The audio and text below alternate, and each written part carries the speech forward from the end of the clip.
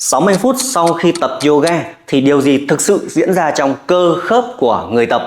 Cô chú và các bạn thân mến ạ, rất nhiều người nghĩ rằng là hiệu quả buổi tập yoga ấy là nằm trong chính cái lúc mà chúng ta đang tập luyện.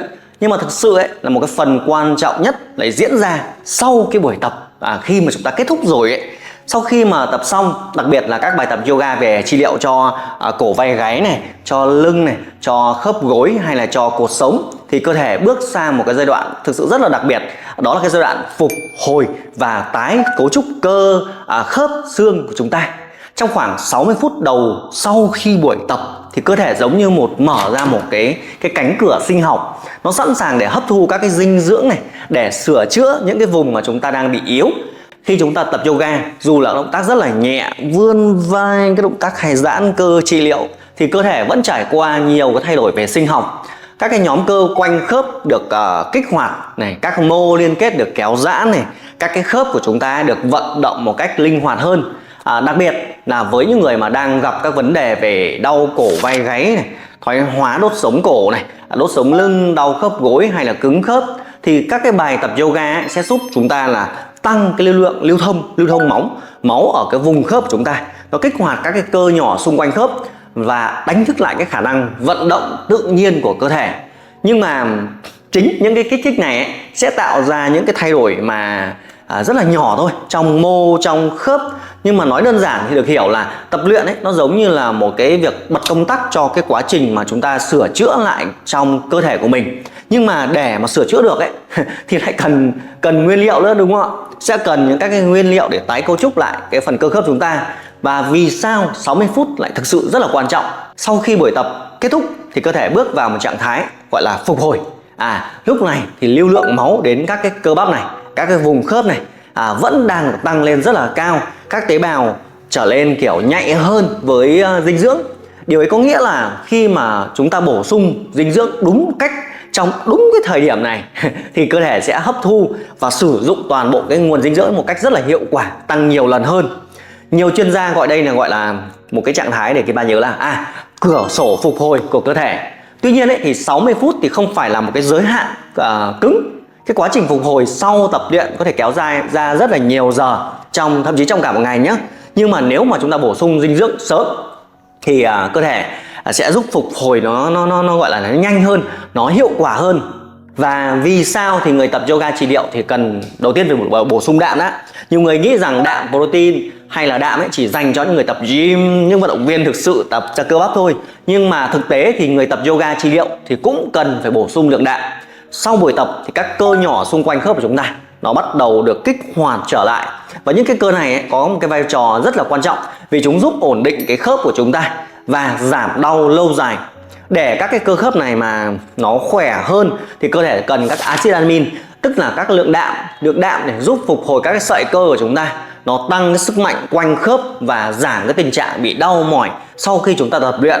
Và khi mà cơ quanh khớp khỏe lên thì áp lực lên các cái khớp đĩa đệm của chúng ta này nó sẽ giảm đi rất là nhiều. Và đó là một nguyên tắc rất là quan trọng để chúng ta cải thiện cái tình trạng đau khớp một cách lâu dài nhất.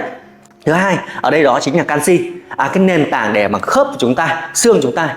Bên cạnh cơ, hệ xương sẽ cần phải được nuôi dưỡng. Và khi chúng ta tập luyện yoga, đặc biệt là các bài tập mà trụ đứng thăng bằng chẳng hạn, mở hông hoặc là bài tập kéo giãn toàn bộ cuộc sống, thì cái hệ xương nó đang chịu một cái lực rất là lớn và cần được được duy trì cái mật độ khỏe. Và canxi là một khoáng chất quan trọng giúp cho duy trì cái cấu trúc của xương này, giảm nguy cơ loãng xương và các cái hệ cơ hoạt động một cách hiệu quả hơn. Đặc biệt là các cô chú mà từ 40, 50 trở lên ấy, thì cái việc bổ sung canxi đầy đủ thì giúp hệ xương chúng ta nó chắc, nó khỏe hơn và nó chịu lực tốt hơn khi mà chúng ta luyện tập các bài tập yoga. Thành phần thứ ba đó là glucosamine, một cái dưỡng chất để cho cái sụn khớp chúng ta. Bên trong khớp thì chúng ta thì không chỉ là có xương không, mà giữa hai đầu hai xương này thì chúng ta có một cái vùng gọi là vùng sụn hay là các vùng về đĩa đệm chẳng hạn. Nó giống như một cái tấm đệm giúp cho khớp chúng ta nó vận động trơn tru, nó giảm ma sát. Và theo thời gian, đặc biệt là với những người bị thoái hóa này, thì cái khớp, cái sụn chúng ta nó có thể bị mòn đi và khô đi, mất dần cái tính linh hoạt của nó. Chính vậy, glucosamine là một cái hợp chất tham gia vào cái quá trình mà cái cấu trúc của sụn và khớp.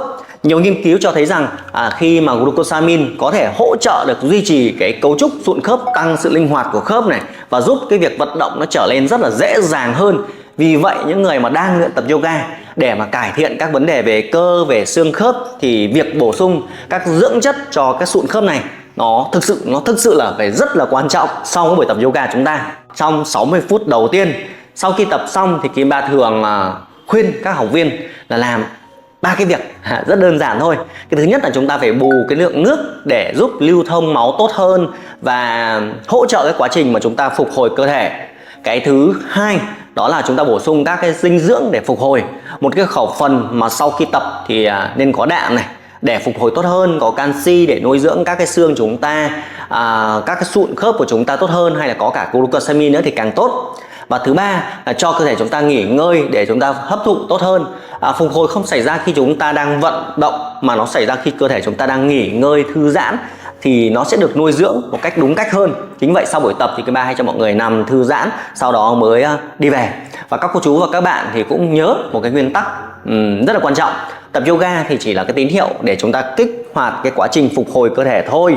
Nhưng mà cơ thể chỉ có thể được sửa chữa này và xây dựng lại khi mà chúng ta có đủ cái dinh dưỡng. Và sau khi buổi tập thì cơ thể cần đạm để phục hồi, xương thì cần canxi để chắc khỏe hơn, và khớp thì cần các cái dưỡng chất để vận động một cách linh hoạt hơn. Vì vậy đừng chỉ tập xong rồi bỏ qua cái giai đoạn phục hồi. Hãy chăm sóc cơ thể của mình ngay sau cái buổi tập, bởi vì chính cái lúc đấy thì cơ thể đang sẵn sàng để trở nên khỏe hơn, chắc hơn, bền vững hơn. Và hy vọng với kiến thức này sẽ giúp cô chú anh chị các bạn hiểu hơn chúng ta cần làm gì sau buổi tập yoga.